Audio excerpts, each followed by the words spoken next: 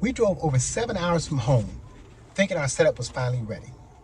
But this shakedown trip quickly showed us we still have problems to solve. From tire issues to solar issues, heck, to even hitch problems. This trip tested us more than we expected, but somehow it still ended up being completely worth it.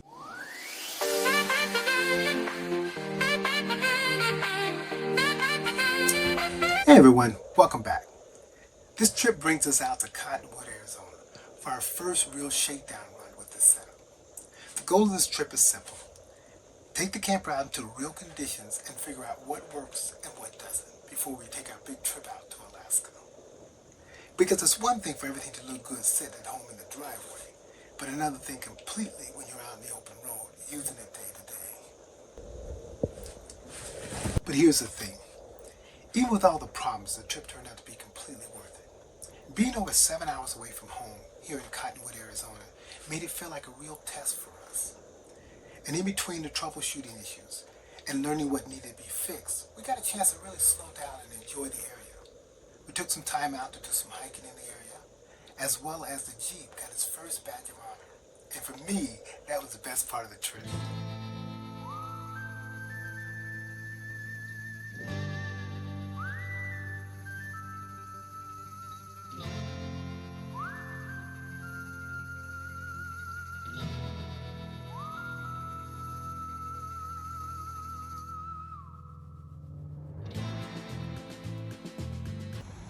So one of the biggest challenges we had to work with is actually the storage space.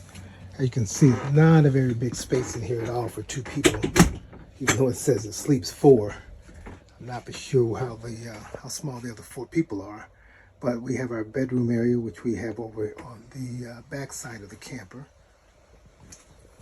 We have storage space actually underneath, which we end up putting some of our bins down there, which gives us a little bit more room. We put things we don't use every day. We have a little table, which we put our microwave up here because it does not fit into the cabinet here, which is fine because we put our dishes in there as well. Something we can easily pull out.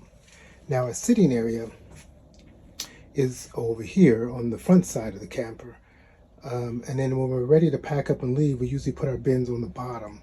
We end up taking the table out because we didn't feel like it would just be in the way. It wasn't that important for us to keep it. This is our little kitchenette as well. So you can see it gets really small quickly.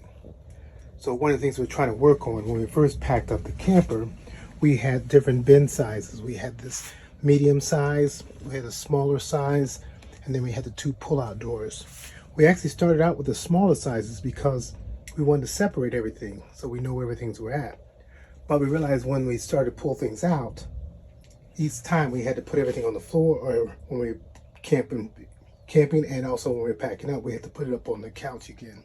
So it was better to go with just one size so we have the least amount of things to move up and down each time. So when we were actually taking off, we set it on the floor, which still gives us room to come in and open up the camper.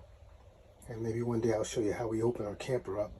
As well as when we are here, we put him over to the side and leave ourselves some sitting room once we set them up on the side over there as well.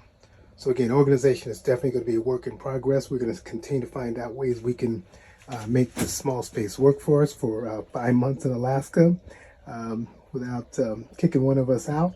We'll see how that goes. As you can see, the further I drop the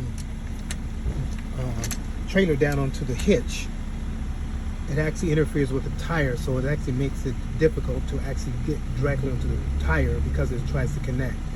So I will have to move the camper, move the Jeep up and bring the extension out to get it to work properly.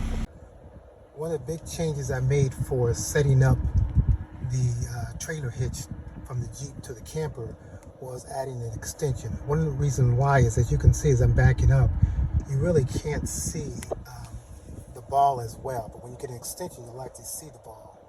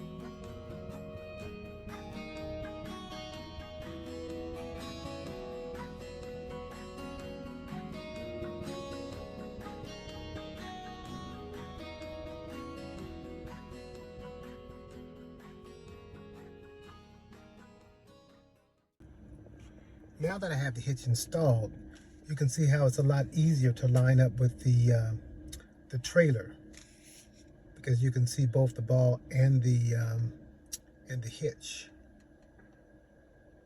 to be able to line up to connect the two. This trip reminded us of something important. This whole journey is not just about fixing RV problems or testing out equipment or figuring out the perfect setup, but it's about getting out here and seeing things we normally wouldn't see, or having experiences we normally wouldn't have had if we stayed at home trying to wait for everything to be perfect. So even though this shakedown trip exposed a lot of things we still need to improve, it actually gave us confidence, knowing that we're moving in the right direction. Now we know what needs fixing before we make our big trip out to Alaska. And honestly, that's exactly what this trip was supposed to do. If you ever done a shakedown trip or skipped one and regretted it, let us know in the comments. And if you're following along as we figure this whole RV setup out, hit subscribe and come along for the process. We're learning as we go and sharing the real mistakes and fixes along